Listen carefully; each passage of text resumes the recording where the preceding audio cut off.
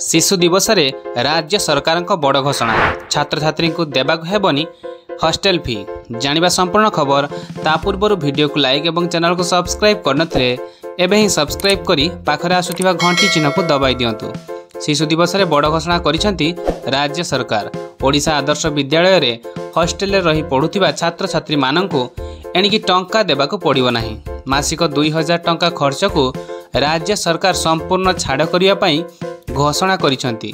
अर्थात एणिकी आदर्श स्कूल रे मागणा रे रहिबे छात्र छात्री। हॉस्टल संपूर्ण खर्च सरकार बहन करियो बोली मुख्यमंत्री मोहन चरण माझी घोषणा करिसेंती।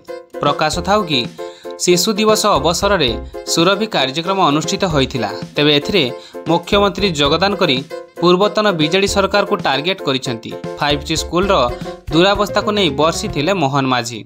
ओडिशा रे पिलांकर भविष्य को अंधकार को ठेली देबाकू पूर्व सरकार षड्यंत्र करिथिबा नै से कहिथिले।